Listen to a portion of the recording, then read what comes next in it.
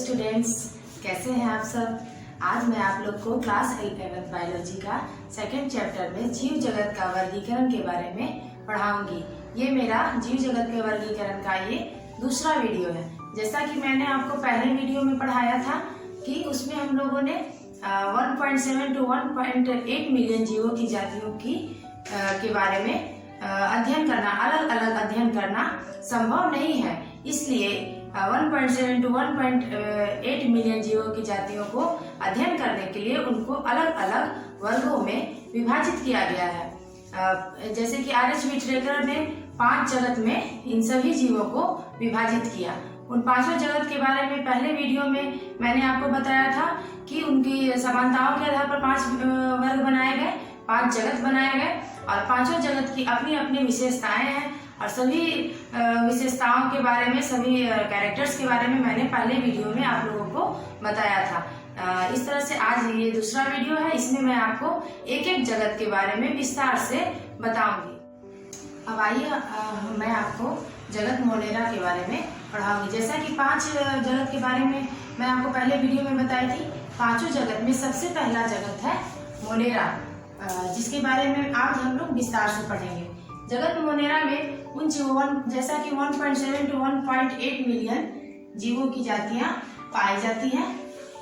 उन जीवों में जगत मोनेरा के अंदर उन्हीं जीवों को रखा जाता है जिसमें प्रोकैरियोटिक कोशिका पाई जाती है। जैसे जगत मोनेरा के अंदर प्रोकैरियोटिक कोशिका वाले जीवों को रखा जाता है, वैसी कोशिकाएं, वैसे जीव जिनमें प्रोकैरियोटिक कोशिका, जैसा कि मैंने पहले वीडियो में बताया था कि 2 तरह की कोशिकाएं पाई जाती हैं, प्रोकैरियोटिक और यूकैरियोटिक।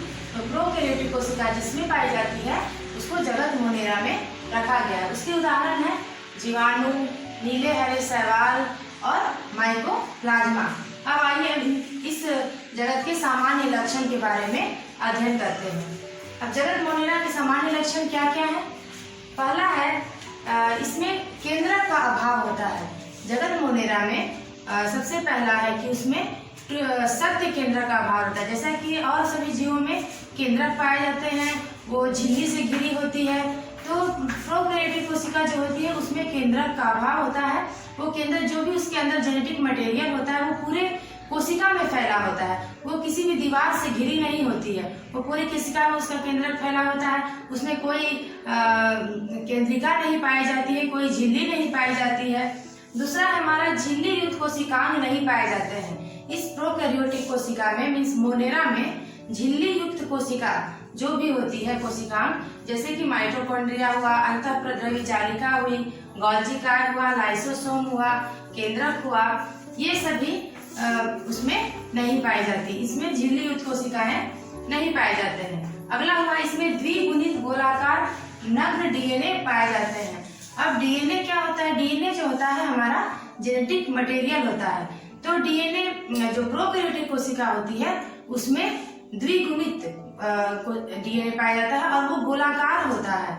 गोलाकार कहने का मतलब है कि ये जो डीएनए का जो हमारा आकार होता है इस तरह का होता है यूकैरियोटिक कोशिका में।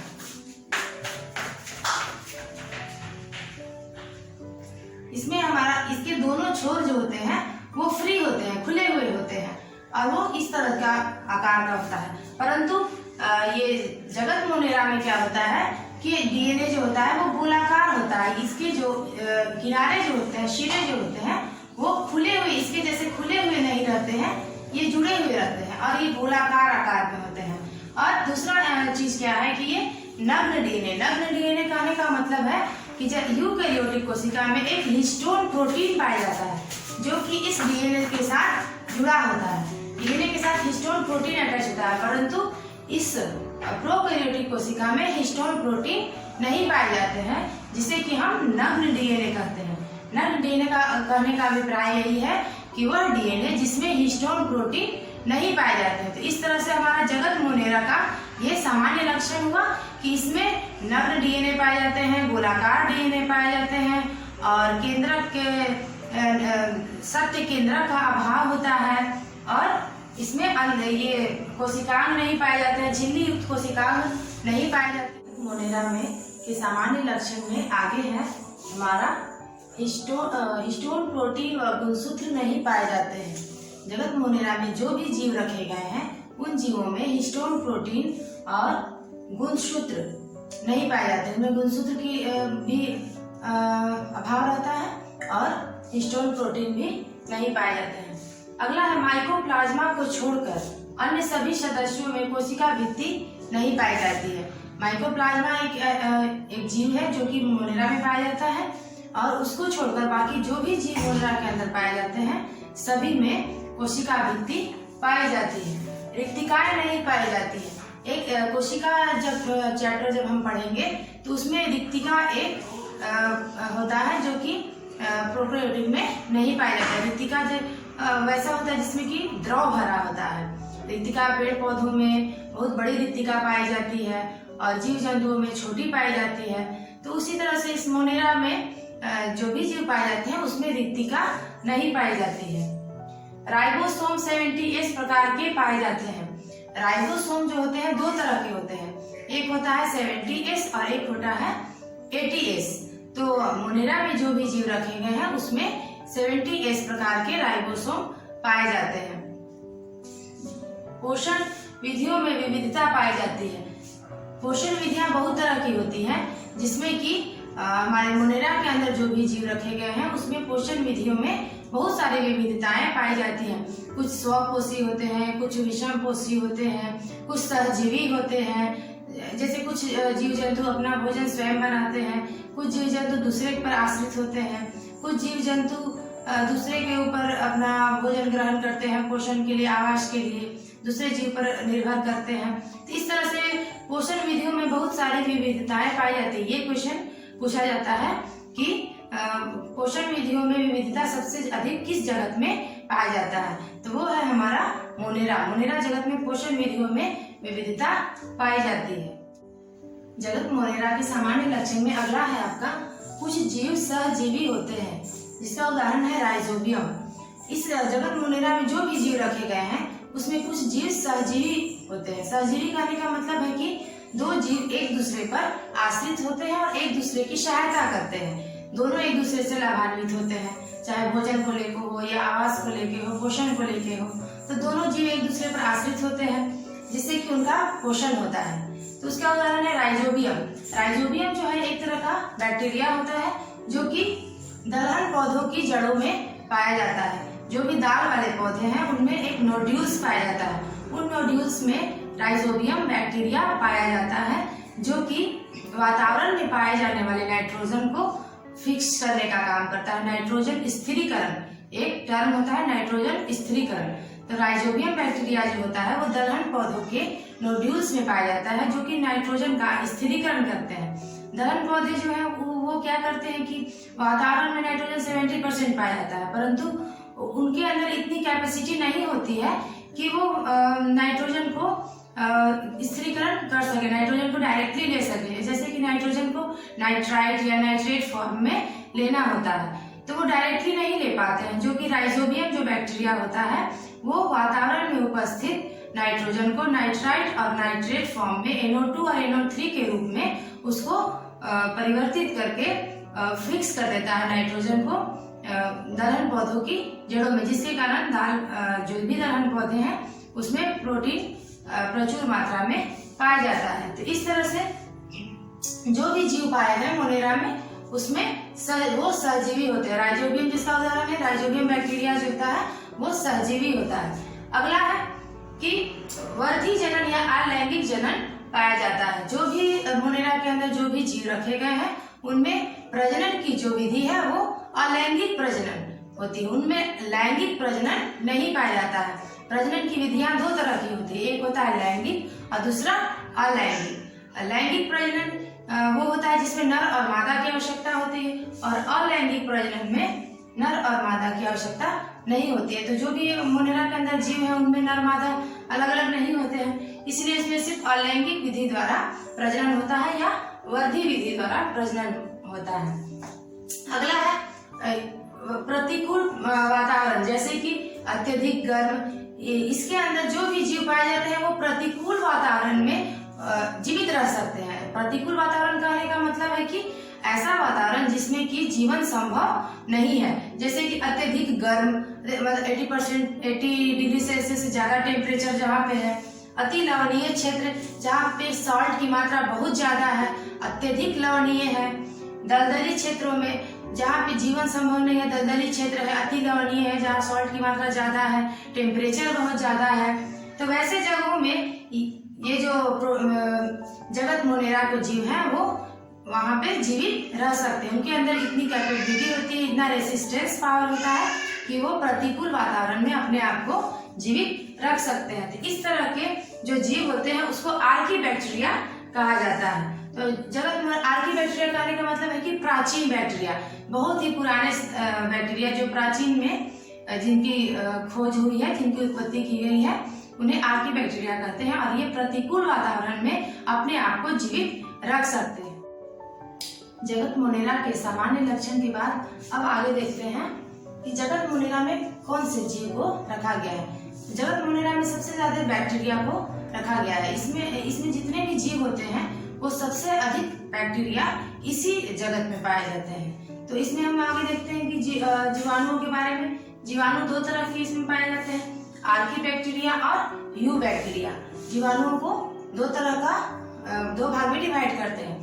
पहला हो गया आर्कीबैक्टीरिया, दूसरा हो गया यूबैक्टीरिया। आर्कीबैक्टीरिया पहले मैंने बताया था कि आर्कीबैक्टीरिया कहने का मतलब है कि प्राचीन बैक्टीरिया, वैसे बैक्टीरिया जो कि प्रतिकूल वातावरण में पाए जाते हैं, जैसे कि अति दलदलीय क्षेत्र हुआ, अति लवणीय क्षेत्र है, या फिर अत्यधिक तापमान, अत्यधिक गर्म वाले क्षेत्र में ये आर्कीबैक्टीरिया पाए जाते हैं। और यू बैक्टीरिया जो होते हैं उन्हें ट्रू बैक्टीरिया भी कहा जाता है, मीन्स एक्चुअल सत्य बैक्टीरिया, जो कि अनुकूल वातावरण में पाए जाते हैं। जैसे कि आर्कीबैक्टीरिया प्रतिकूल वातावरण में पाए जाते हैं, उसके जस्ट अपोजिट हुआ यू बैक्टीरिया जो है वो अनुकूल वातावरण में पाए जाते हैं। इस तरह से अब हम इसमें जगत मोनेरा में आर्कीबैक्टीरिया के बारे में आइए देखते हैं कि उसके क्या लक्षण है और क्या विशेषताएं हैं।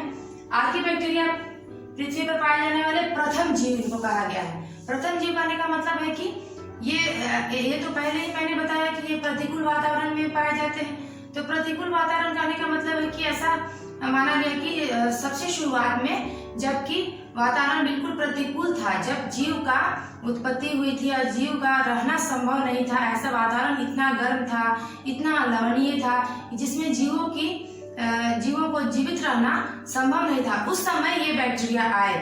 आर्कीबैक्टीरिया जो है उस समय पाए गए, इसीलिए इन्हें प्रथम जीव कहा गया है कि ये बहुत ही प्राचीन है और ये प्रतिकूल वातावरण में अपने आप को जीवित रख सकते हैं।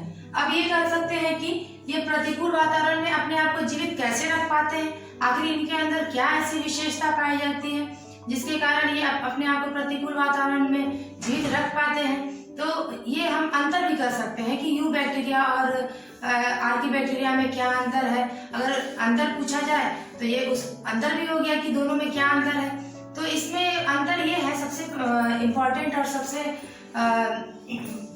अंतर है इसमें कि इसकी झिल्ली लिपिड की बनी होती है। आर्कीबैक्टीरिया की झिल्ली जो होते हैं, कोशिका झिल्ली, वो लिपिड की बनी होती है, जिसके कारण वो प्रतिकूल वातावरण में जो ऊपर की झिल्ली है वो उसको प्रतिकूल वातावरण में बचा के रखती है, उसको सुरक्षित रखती है। उसके अंदर का जो शरीर है, उसका जो कोशिका है, अंदर की कोशिका है, वो झिल्ली के द्वारा सुरक्षित रहती है, जिसके कारण वो प्रतिकूल वातावरण में अपने आप को जीवित रख पाता है। और वो जो झिल्ली होती है लिपिड की, वो यू बैक्टीरिया में नहीं पाई जाती है। तो ये एक तरह से अंतर भी हो गया आर्कीबैक्टीरिया का और यू बैक्टीरिया का, कि आर्कीबैक्टीरिया और यू बैक्टीरिया में क्या अंतर होता है और आर्कीबैक्टीरिया अपने आप को प्रतिकूल वातावरण में कैसे जीवित रख पाता है, उसमें क्या विशेषता पाई जाती है। तो क्या हुआ उसमें कि लिपिड की झिल्ली पाई जाती है। अगला है प्रतिकूल वातावरण में पाए जाते हैं। आर्कीबैक्टीरिया जो होते हैं प्रतिकूल वातावरण में पाए जाता है, ये मैंने पहले ही बताया था कि अति लवणीय क्षेत्र हुआ, अति दलदली क्षेत्र हुआ या अत्यधिक गर्म क्षेत्र हुआ, वहां पे ये बैक्टीरिया पाए जाते हैं। अब आइए आर्कीबैक्टीरिया के बारे में पढ़ते हैं। आर्कीबैक्टीरिया आर्कीबैक्टीरिया को 3 भागों में विभाजित किया जाता है। ये 3 प्रकार के होते हैं। इसमें पहला है मिथेनोजेन। इसके बारे में देखते हैं कि मिथेनोजेन क्या है। मिथेनोजेन जो है वो दलदली क्षेत्रों में पाए जाते हैं। ये दलदली क्षेत्रों में पाए जाने वाले अनॉक्सी जीवाणु है। ये कैसे जीवाणु है? अनॉक्सी जीवाणु। अनॉक्सी कहने का मतलब है कि जिनको की जीवित रहने के लिए ऑक्सीजन की आवश्यकता नहीं होती है। ये बिना ऑक्सीजन के भी जीवित रह सकते हैं। ये दलदली क्षेत्रों में पाए जाते हैं। अगला है आपका कार्बन डाइऑक्साइड तथा फ्यूमरिक अम्ल से मीथेन गैस उत्पन्न करते हैं। ये जो मिथेनोजेन बैक्टीरिया जो है वो क्या करते हैं कि CO2 तथा फ्यूमरिक अम्ल से मीथेन गैस उत्पन्न करते हैं। मीथेन गैस उत्पन्न करते हैं, इसी कारण इसको मिथेनोजेन नाम पड़ा। इस बैक्टीरिया का नाम मिथेनोजेन इसलिए कहा गया क्योंकि ये बैक्टीरिया जो है वो मीथेन गैस को उत्पन्न करते हैं। अगला है कुछ जंतुओं के रूमेन यानी कि प्रथम अमाशय में सहजीवी के रूप में पाए जाते हैं। ये मिथेनोजेन जो है वो कुछ जंतु जैसे कि गाय भैंस जो है उनके प्रथम अमाशय के रूमेन कहा जाता है, जिसमें ये सहजीवी के रूप में पाए जाते हैं। ये बैक्टीरिया सहजीवी के रूप में पाए जाते हैं और भोजन के पाचन में ये सहायता करते हैं। जैसे कि सेल्यूलोज हो गया, गाय भैंस जो होते हैं वो घास खाते हैं, पेड़ पौधों को खाते हैं, जिसमें कि क्या पाया जाता है? सेल्यूलोज पाया जाता है। तो सेल्यूलोज के पाचन में ये मिथेनोजेन जो है वो मदद करते हैं, सहायता करते हैं। इसका उदाहरण हो गया मिथेनोजेन का उदाहरण है मिथेनोकोकस। मिथेनोजेन का उदाहरण है जो कि मिथेनोजेन के अंतर्गत पाया जाता है। जैसा कि मैंने आपको बताया कि आर्कीबैक्टीरिया को 3 समूहों में बांटा गया है। पहला था मिथेनोजेन और दूसरा है हेलोफिल्स। मिथेनोजेन बैक्टीरिया वो कैसा था? वो दलदली क्षेत्रों में पाया जाता था। और दूसरा है आपका हेलोफिल्स, वो कहाँ पाया जाता है? अति लवणीय क्षेत्र। तो आपसे अगर पूछा गया कि दलदली क्षेत्र में पाए जाने वाले बैक्टीरिया को क्या कहते हैं, तो कहेंगे मिथेनोजेन। अति लवणीय क्षेत्र में पाए जाने वाले बैक्टीरिया को क्या कहते हैं? तो हेलोफिल्स। हेलोफिल्स मतलब ऐसे बैक्टीरिया जो कि अति लवणीय, जहाँ पे बहुत ज्यादा साल्ट की मात्रा बहुत ज्यादा है, वहां पे वो बैक्टीरिया पाए जाते हैं। उसका उदाहरण है हेलोकोकस। तो इस तरह से सारे उदाहरण को अच्छे से याद कर लेना, ये बहुत ही इम्पोर्टेंट है। जितने भी उदाहरण है, कितने समूह में बांटा गया है, बैक्टीरिया कितने तरह के हैं, यू बैक्टीरिया है, आर्की बैक्टीरिया कितने प्रकार के हैं, उनके क्या क्या उदाहरण हैं, इनको अच्छी तरह से याद कर लेना है। और अगला है, तीसरा है हमारा थर्मोएसिडोफिल्स। तो ये तीसरे बैक्टीरिया का नाम क्या है? थर्मोएसिडोफिल्स। तो ऐसे बैक्टीरिया जैसा कि नाम से ही स्पष्ट है कि जो कि गर्म गंधक युक्त झरनों में पाए जाते हैं। ये बैक्टीरिया कहाँ पाए जाते हैं? गर्म गंधक युक्त, जहाँ पे सल्फर होता है, वैसे गर्म झरने जिसमें कि सल्फर की मात्रा पाई जाती है और जो गर्म होते हैं, जहाँ का जो तापमान होता है वो 80 डिग्री सेल्सियस से ऊपर होता है, वैसे जगहों पे ये आर्कीबैक्टीरिया पाए जाते हैं। मैंने जैसा कि पहले ही बताया कि आर्कीबैक्टीरिया प्रतिकूल वातावरण में पाए जाते हैं। तो इस तरह से ये हमारा तीसरा समूह क्या है? थर्मोएसिडोफिल्स, जो कि गर्म गंधक युक्त झरनों में पाए जाते हैं। इसका उदाहरण है थर्मोप्लाज्मा और थर्मस एक्वेटिकस। इस उदाहरण को याद कर लेना है।